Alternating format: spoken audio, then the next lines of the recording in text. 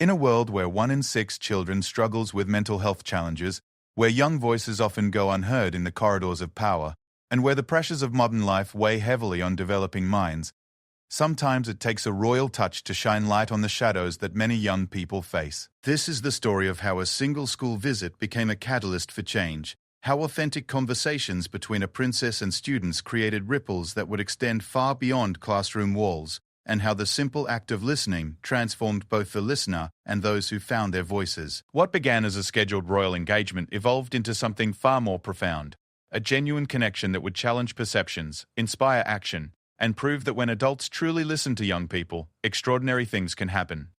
Catherine, the Princess of Wales, stepped out of the sleek black car onto the rain-dampened pavement of Millfield Community School in East London. The October morning carried a crisp bite that made her pull her navy coat a little tighter as she walked toward the modest brick building. Unlike the grand venues she often visited, this school bore the honest wear of a place where real learning happened. Scuffed walls, well-used playground equipment, and windows that had seen countless seasons of young faces pressed against them. The head teacher, Mrs. Sarah Chen, greeted her at the entrance with a warm smile that didn't quite hide the nervous energy underneath. They had been preparing for this visit for weeks, but Catherine sensed this wasn't just another royal walkabout. The invitation had come through the Royal Foundation's mental health initiative, specifically requesting a focus on how young people were really coping in their daily lives. As they walked through corridors lined with colourful student artwork and achievement certificates, Catherine noticed something that made her pause. Between the usual displays of academic success were small, handwritten notes pinned to a bulletin board titled, "Our Real Feelings." The messages were raw and honest in the way only children can be. "Sometimes I feel like nobody understands me. I worry about my mum when she cries at night. I wish I could tell someone how scared I get before tests." Mrs. Chen noticed Catherine's attention lingering on the board. "We started that last month," she explained quietly. "We found that many of our children were carrying heavy feelings but had no safe way to express them. This board became their voice when speaking felt too difficult." Catherine read each note carefully, her expression growing more thoughtful with every message. These weren't the sanitized, prepared statements she typically encountered during official visits. These were real glimpses into the inner worlds of children who were navigating complex emotions without always having the tools or support they needed. Their first stop was a Year 6 classroom, where 28, 10 and 11-year-olds sat in a circle, their teacher, Miss Rodriguez, having arranged the chairs to create an intimate discussion space rather than the formal rows Catherine might have expected.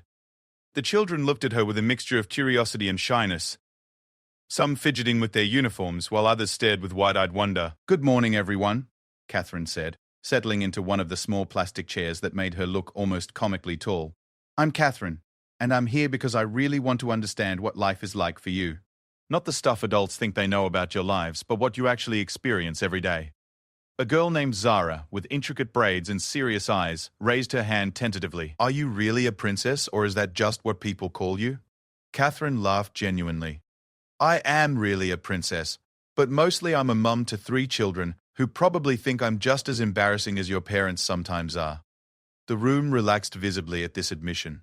What followed was unlike any royal engagement Catherine had experienced. Instead of the usual polite questions about favorite subjects and hobbies, the children began sharing stories that revealed the complex realities of their young lives. 10-year-old Marcus talked about how he struggled to concentrate in class because his mind kept wandering to his grandmother, who lived alone and sometimes forgot to eat.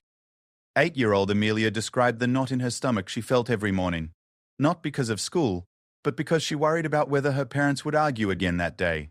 Catherine found herself leaning forward, genuinely engaged in ways that surprised even her. These children weren't looking for solutions or advice. They were simply sharing their truths with someone who seemed willing to really listen. She realized that in her own advocacy work around mental health, she had focused heavily on awareness and resources, but perhaps hadn't spent enough time simply hearing from young people about their actual lived experiences. The conversation naturally evolved when 9-year-old Hassan shared that he often felt overwhelmed by the expectations placed on him. "Everyone always asks about my grades or what I want to be when I grow up," he said, his voice barely above a whisper. "But sometimes I just want someone to ask how I'm feeling today." Catherine nodded, recognizing something profound in his words. "That's really important, Hassan. Can you tell me more about what it feels like when people focus only on what you're achieving rather than how you're doing?" What emerged was a discussion about pressure, not just academic pressure, but the pressure these children felt to be happy all the time, to not worry their parents with their concerns, to figure out their futures when they were still trying to understand their present emotions. The children spoke about feeling guilty for having sad days, about not knowing how to tell adults when they were struggling, about the gap between what grown-ups thought childhood was like and what it actually felt like from the inside. Miss Rodriguez watched with amazement as her usually reserved students opened up in ways they rarely did, even with her. There was something about Catherine's approach, her genuine curiosity, her lack of judgment, her willingness to sit in the discomfort of difficult emotions rather than rushing to fix them, that created space for authentic sharing.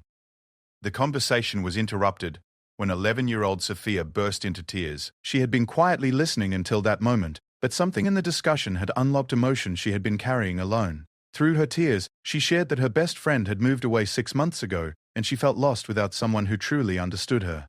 She was afraid to make new friends because it hurt too much when people left.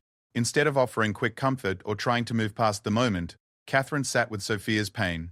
"That sounds incredibly lonely," she said softly. "Losing someone important to us is really hard, and it makes sense that you would feel scared about getting close to someone new." The other children watched this interaction intently. They were seeing an adult, not just any adult, but a princess, acknowledged that difficult feelings were valid and didn't need to be fixed immediately. Several other students began sharing their own experiences of loss, change, and the challenge of navigating friendships when emotions felt too big to handle alone. As the morning session drew to a close, Catherine realized something significant was happening.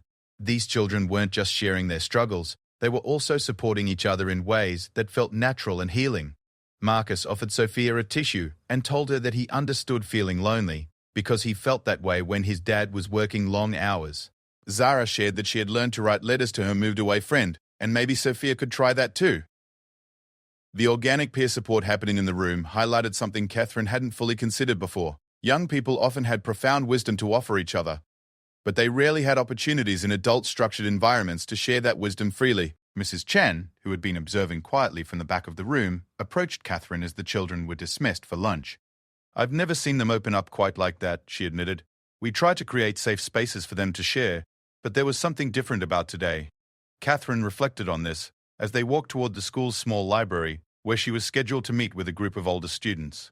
She was beginning to understand that her role here wasn't to be an expert on children's mental health, but rather to be an authentic adult who was genuinely interested in understanding young people's perspectives without immediately trying to solve their problems. The library session included 12 students aged 13 to 15, and the dynamic was noticeably different from the younger children. These teenagers carried themselves with the complex mixture of independence and vulnerability that marked their developmental stage. They had arranged themselves casually around beanbags and soft chairs, creating an informal atmosphere that felt more like a friend's living room than a formal meeting space. Catherine began this session by acknowledging what she had learned from the younger students.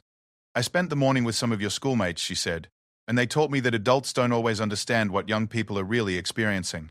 I'm wondering if you might be willing to help me understand what it's like to be your age right now." 15-year-old Jamie, who had been skeptical about the whole visit, found himself unexpectedly engaged by Catherine's directness.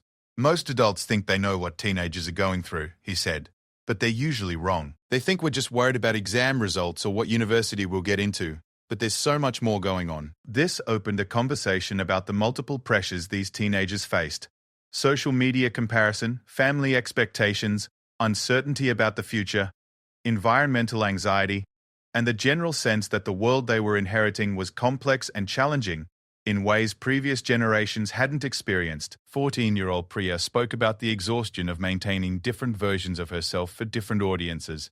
One version for parents, another for teachers, another for friends, and yet another for social media. "It's tiring keeping track of who you're supposed to be in each situation," she said. "Sometimes I forget who I actually am underneath all of that."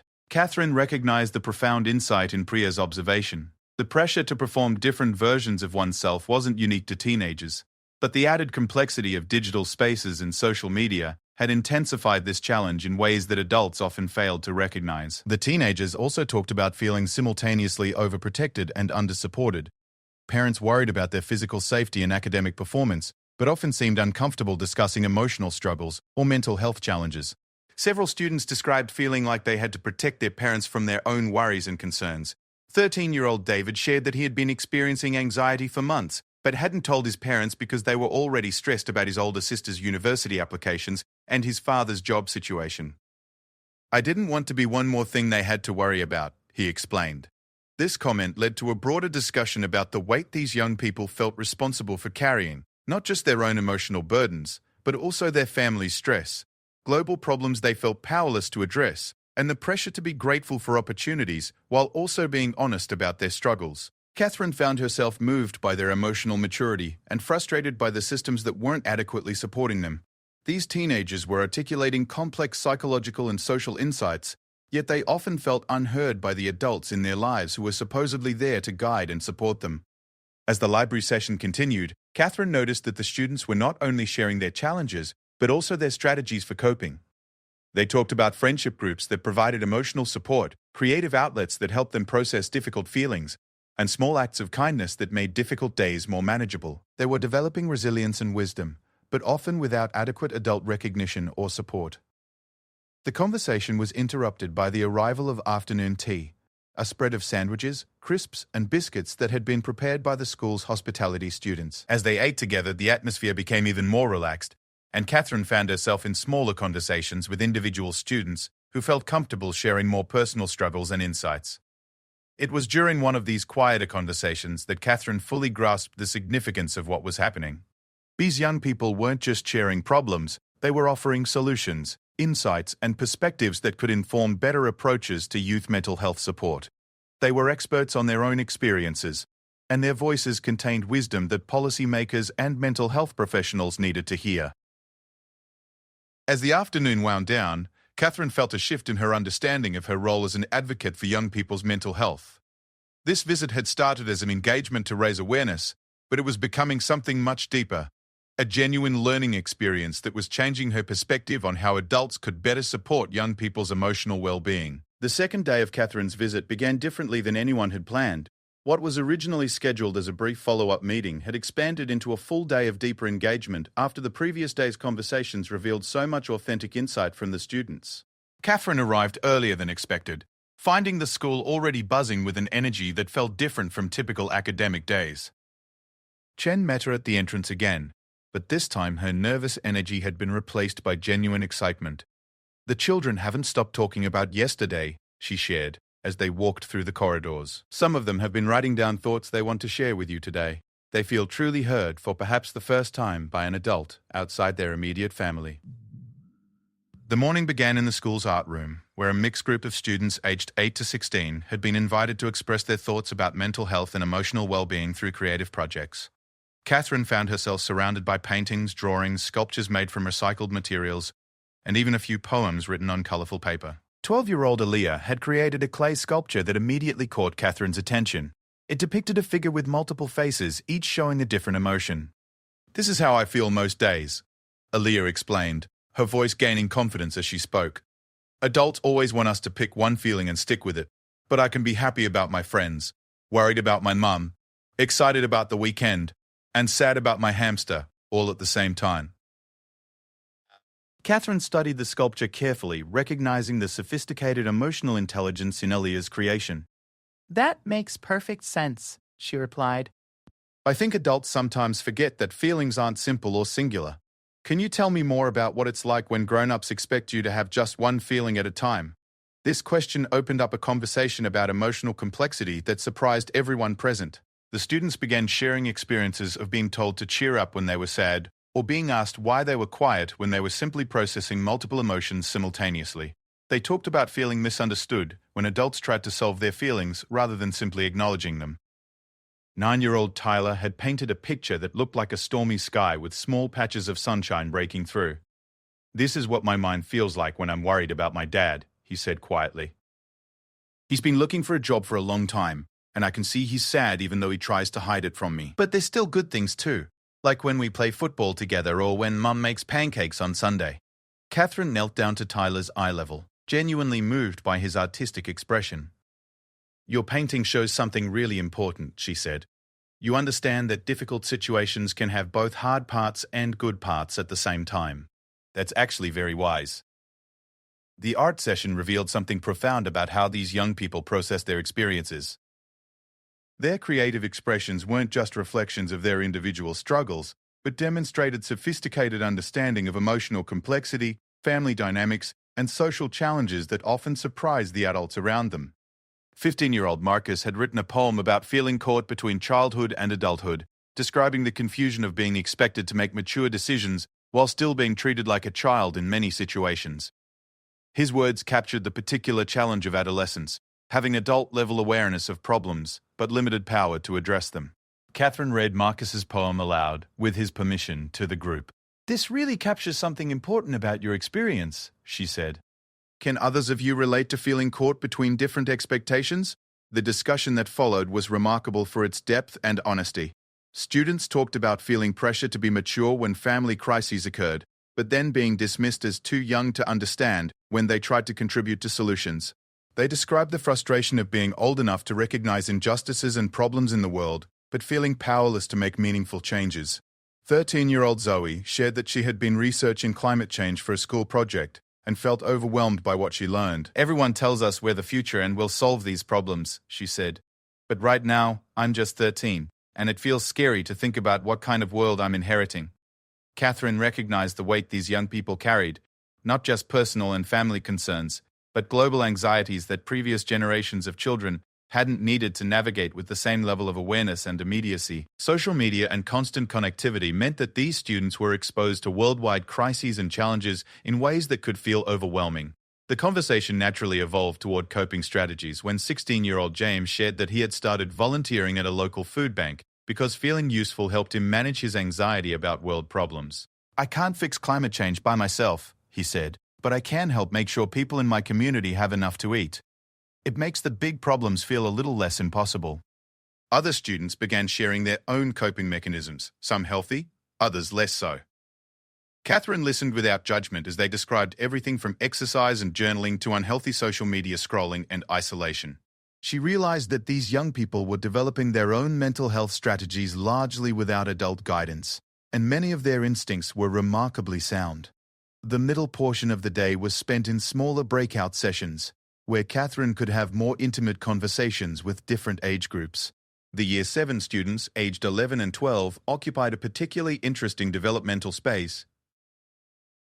Old enough to have complex thoughts about their experiences, but still young enough to express them with refreshing directness. In this group, Catherine met Emma, a quiet 12-year-old who had been largely silent during the larger discussions, but seemed to have much to say in the smaller setting. Emma shared that she often felt like she was disappointing adults because she wasn't naturally outgoing or confident in the ways that seemed to be expected. "Everyone always tells shy kids to speak up more," Emma explained. "But what if being quiet is just how some people are? I listen really well, and I notice things, but that doesn't seem to count as much as talking in class or being the center of attention." Catherine was struck by Emma's insight into personality differences and the way educational and social systems often favored extroverted behaviors. "You're absolutely right," she responded. "Listening and observing are incredible strengths. Can you tell me more about what you noticed that others might miss?" Emma's face lit up as she described her observations about her classmates. Who seemed stressed? Who was struggling with friendships? Who needed encouragement? She had developed a detailed understanding of the social and emotional dynamics in her class, but rarely felt that her insights were valued because she expressed them quietly rather than boldly. This conversation led to a broader discussion about different personality types and learning styles. The students in this group shared experiences of feeling like square pegs being forced into round holes.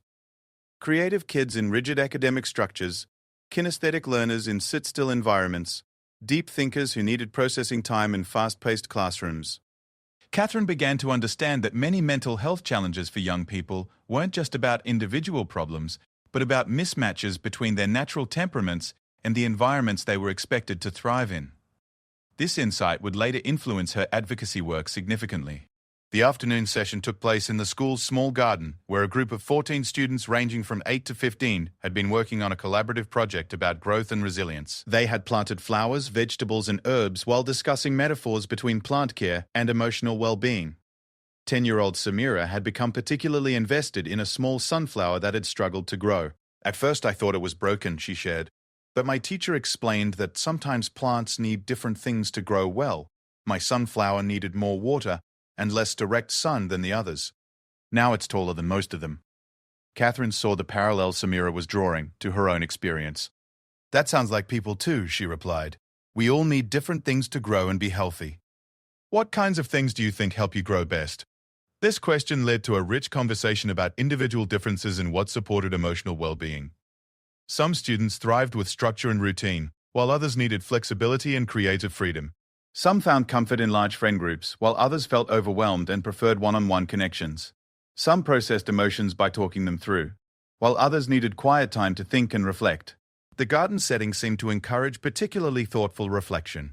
14-year-old Kai shared that working with plants had helped him understand that growth wasn't always visible from day to day, but that didn't mean it wasn't happening. Sometimes I feel like I'm not making progress with things that are hard for me, he said. But then I look back and realize I actually am different than I was a few months ago, even if I couldn't see it changing. Catherine was continually impressed by the wisdom these young people demonstrated when given space and encouragement to reflect deeply. Their insights often surpassed those she heard from adult mental health professionals precisely because they were speaking from lived experience rather than theoretical knowledge. As the garden session continued, the students began sharing more personal stories about resilience and growth. Several talked about family challenges, divorce, illness, financial stress, immigration experiences, and how they had developed strategies for maintaining hope and emotional balance during difficult times. 15-year-old Aisha shared that her family had moved from Somalia when she was 7, and the adjustment had been difficult in ways that adults often didn't recognize. Everyone focused on whether I was learning English and doing well in school, she explained. But nobody asked about how it felt to leave friends behind, or how confusing it was to navigate between different cultural expectations at home and school. Aisha's experience highlighted another layer of complexity in young people's mental health. The additional challenges faced by those navigating multiple cultural identities, language barriers, or family circumstances that differed from mainstream expectations. The conversation was enriched by other students sharing their own experiences of feeling different or navigating complex identities. LGBTQ+ students talked about the mental energy required to navigate acceptance and safety. Students from single-parent homes shared the responsibility they felt to be emotionally strong for their families. Students with learning differences described the exhaustion of working twice as hard to achieve the same results as their peers. Catherine realized that the one-size-fits-all approaches, often used in mental health awareness campaigns, failed to address the diverse and complex realities these young people lived with daily. Their experiences were shaped not just by individual factors, but by systemic issues, cultural dynamics, family circumstances, and social pressures that intersected in unique ways for each person. The day's final formal session took place back in the library, where Catherine gathered with a smaller group of older students who had been selected because they had shown particular interest in mental health advocacy. These teenagers, aged 14 to 17, had been thinking beyond their own experiences to consider how systems and structures could better support young people's emotional well-being. 16-year-old Dev shared that he had been researching youth mental health statistics and was surprised to learn how common anxiety and depression were among his age group. It made me realize that what I was experiencing wasn't just a personal problem, he said. It's actually really common, but nobody talks about it openly. That makes everyone feel alone with problems that are actually shared by lots of people. This observation led to a discussion about stigma and the importance of normalizing conversations about mental health. The students shared ideas about how schools, families, and communities could create more open environments for discussing emotional challenges without judgment or immediate attempts to fix problems. 17-year-old Maya had been thinking about the gap between adult mental health resources and what actually helped young people. Most of the resources I've seen are designed by adults for adults, she said. But here's language and examples that don't really connect with how we experience things. What if young people were more involved in creating resources for other young people? Catherine was struck by the sophisticated thinking these teenagers brought to systemic questions about mental health support. They weren't just sharing their personal experiences. They were analyzing gaps in existing systems and proposing solutions based on their understanding of what their peers actually needed. The students had prepared a presentation for Catherine outlining their ideas for improving mental health support in schools and communities. Their proposals were thoughtful and practical. Peer support programs trained and supervised by adults but led by young people, regular check-ins that focused on emotional well-being rather than just academic performance, creative outlets integrated into regular curricula, and most importantly, authentic opportunities for young people's voices to influence policies and programs designed to support them. As the second day drew to a close, Catherine felt profoundly changed by the depth of insight and wisdom she had encountered. These young people had shared not just their struggles, but their resilience, creativity, and sophisticated understanding of complex emotional and social dynamics. They had taught her that effective mental health advocacy needed to move beyond awareness raising to authentic partnership with young people as experts on their own experiences. The connections formed over these 2 days had revealed the extraordinary capacity young people had for supporting each other and contributing to solutions when they were truly heard and valued. Catherine knew that her role as an advocate would need to evolve to honor and amplify these voices, rather than simply speaking on their behalf. 3 months after her transformative visit to Millfield Community School, Catherine found herself sitting in her Kensington Palace office, surrounded by letters, emails, and artwork from young people across the United Kingdom and beyond. Word of her authentic engagement with students had spread through social media, news coverage, and most importantly, through the networks of young people themselves who felt genuinely heard for the first time by someone in a position of influence. The immediate aftermath of the school visit had been unlike anything Catherine's team had experienced. Instead of the usual polite thank you notes and formal photographs, they received handmade cards, detailed letters, drawings, poems, and even video messages from students sharing their own stories and insights. Most remarkably, many of these communications came from young people who hadn't even been present at the original visit but had been inspired by classmates who shared what had happened. Sarah, a 14-year-old from Manchester, had written a 5-page letter describing her experience with social anxiety and how hearing about Catherine's genuine interest in young people's real feelings had encouraged her to finally talk to her parents about getting support. "I realized that if a princess could take time to really listen to kids like me," Sarah wrote, "maybe my problems weren't too small or embarrassing to matter." The letters revealed something profound about the hunger young people had for authentic adult attention and validation. Many described feeling invisible in adult conversations about youth mental health, despite being the supposed focus of these discussions. Catherine's approach, listening without immediately trying to fix, asking follow-up questions that showed genuine interest, and acknowledging the complexity of young people's experiences, had provided a model for the kind of engagement they craved from adults in their lives. Catherine's staff had initially struggled with how to respond to the volume of personal communications. These weren't formal requests or official business correspondence, but genuine attempts at connection from young people who felt their voices had finally found a receptive audience. Catherine insisted that each communication receive a personal response, even if brief, recognizing that acknowledging these young people's courage in sharing their stories was as important as any formal royal duty. The ripple effects extended beyond individual letters to institutional changes. Mrs. Chen reported that the visit had transformed not just the students who participated, but the entire school culture. Teachers began incorporating regular emotional check-ins into their routines, not as formal assessments, but as genuine inquiries into how students were experiencing their lives. The Real Feelings Board had evolved into a whole school initiative where students could anonymously share concerns, celebrations, insights, and support for each other. More significantly, the students themselves had become advocates and peer supporters in ways that surprised even their teachers. Marcus, the 10-year-old who had worried about his grandmother, had started a lunchtime group where students could share concerns about family members and brainstorm small ways to help. Sophia, who had cried about her moved-away friend, had initiated a pen pal program connecting students who had experienced similar losses or transitions. The teenagers who had participated in the library discussions had formed an informal mental health awareness group that met weekly to discuss their own experiences and develop resources for younger students. Their initiatives were sophisticated and evidence-based, incorporating research about adolescent brain development, peer support models, and trauma-informed approaches that they had independently researched and adapted for their school context. Catherine had stayed in touch with several of the students, particularly those who had expressed interest in mental health advocacy.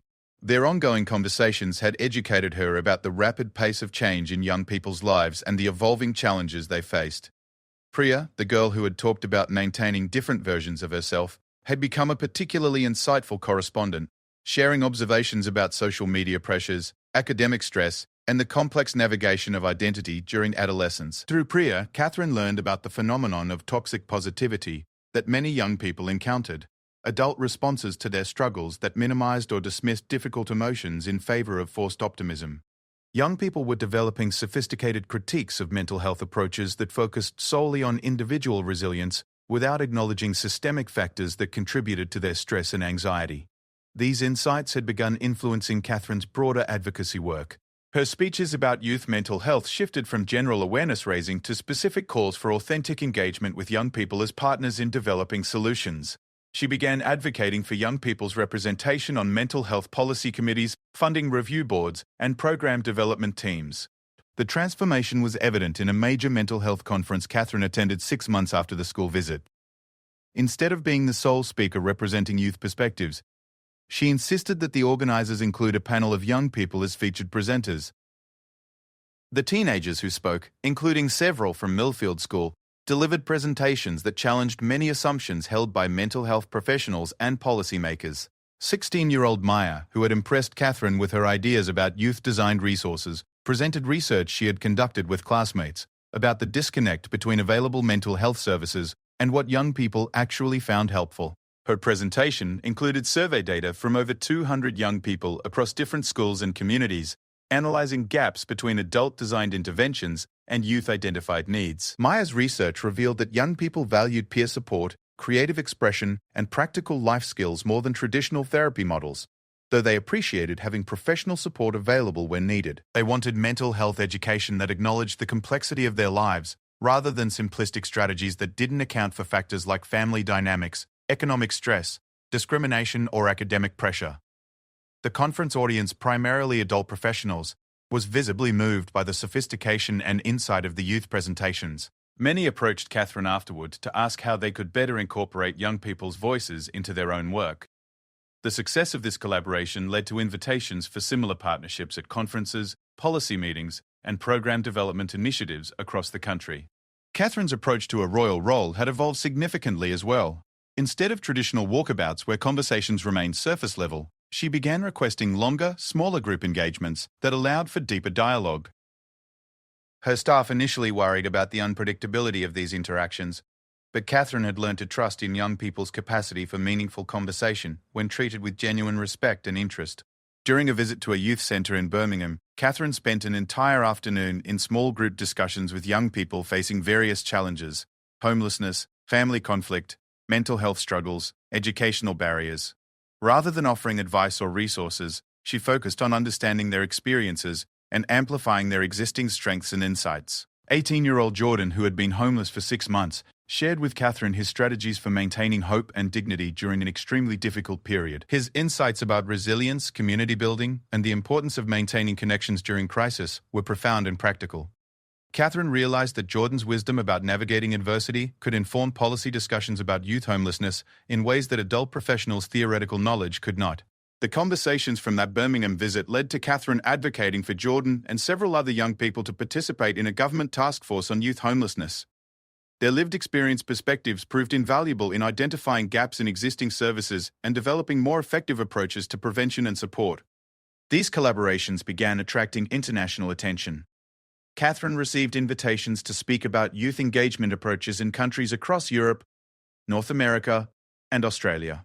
However, rather than presenting herself as the expert, she consistently included young people as co-presenters and emphasized their insights as the foundation of any effective advocacy. During a UN Youth Climate Summit, Catherine participated in a panel alongside Zoe, the 13-year-old from Millfield who had expressed anxiety about environmental issues. Zoe's presentation about the mental health impacts of climate anxiety on young people brought a standing ovation from delegates and led to the inclusion of youth mental health considerations in the summit's final recommendations. The partnership between Catherine and these young advocates had created a new model for celebrity and royal advocacy, one that centered authentic relationships and meaningful collaboration rather than symbolic appearances or top-down messaging. Young people involved in these initiatives reported feeling genuinely empowered rather than tokenized, noting that their ideas were implemented and their ongoing input was valued. The success of this approach had not gone unnoticed by other members of the royal family, politicians, and public figures. Catherine found herself mentoring other adults who wanted to develop more authentic relationships with young people in their advocacy work. She emphasized that the key was approaching young people as experts on their own experiences rather than recipients of adult wisdom. Back at Millfield School, the changes had become permanently integrated into the school's culture. The emotional well-being initiatives that had grown from Catherine's visit had improved not just individual students' experiences, but overall academic performance, attendance, and school climate. The peer support programs had reduced bullying incidents, increased help-seeking behavior, and created a sense of community that extended beyond the school day. Mrs. Chen had presented their model at educational conferences, inspiring other schools to develop similar approaches. The key insight that emerged from Millfield's success was that young people's mental health improved most significantly when they felt genuinely valued as contributors to their school community rather than simply recipients of adult support. Several of the students who had participated in the original discussions with Catherine had gone on to pursue mental health advocacy in various forms. Marcus, now 13, had started a blog about young people's perspectives on family stress and economic anxiety that was being read by parents and professionals across the country. Emma, the quiet observer who had felt undervalued for her introversion, had developed workshops for teachers about supporting different personality types in classroom settings. Tyler, whose stormy sky painting had so moved Catherine, had become a peer counselor and was training other students in active listening skills. His gentle, empathetic approach had made him particularly effective at supporting classmates through difficult periods, demonstrating that young people often had natural talents for helping each other when given appropriate training and support. The most significant long-term impact of Catherine's school visit, however, was the shift in how mental health advocacy was understood and practiced. The conversations at Millfield had revealed that effective support for young people required moving beyond awareness campaigns and resource provision to authentic partnership and shared power in developing solutions. Catherine's Christmas message that year reflected this evolution in her thinking. Instead of speaking about young people's mental health, she featured video messages from young advocates sharing their own insights and initiatives. Her role became that of amplifier and connector rather than spokesperson, using her platform to ensure that young people's voices reached audiences that might otherwise never hear them. The message emphasized that young people were not just the future leaders who would eventually solve problems, but current experts whose insights were needed immediately. It challenged adults to examine their assumptions about young people's capacity for wisdom, leadership, and meaningful contribution to addressing complex social challenges. As the year ended, Catherine reflected on how profoundly her understanding of advocacy and leadership had changed. The young people she had met at Millfield and in subsequent engagements had taught her that authentic relationship building and collaborative problem solving were far more powerful than traditional charity models or top-down awareness campaigns. The letters and communications from young people continued to arrive, but their tone had shifted. Instead of simply sharing problems or thanking her for listening, they increasingly included updates about initiatives they were leading, research they were conducting, and changes they were implementing in their schools and communities. These young people had not been transformed by Catherine's attention. They had always possessed insight, creativity, and leadership capacity. What had changed was that they now had an adult ally who consistently amplified their voices and connected them with opportunities to influence systems and policies that affected their lives. The Princess of Wales had begun her school visit intending to champion young minds, but had instead discovered that young minds were fully capable of championing themselves when adults provided genuine partnership rather than patronizing support. The ripple effects of this realization continued to spread, creating new possibilities for authentic collaboration between generations and more effective approaches to supporting young people's mental health and overall well-being. The story of Catherine's visit to Millfield School had become a catalyst for a broader movement toward youth-adult partnership in mental health advocacy, educational reform, and social change initiatives. Most importantly, it had demonstrated that when adults truly listen to young people with curiosity, respect, and openness to learning, extraordinary transformations become possible for everyone involved.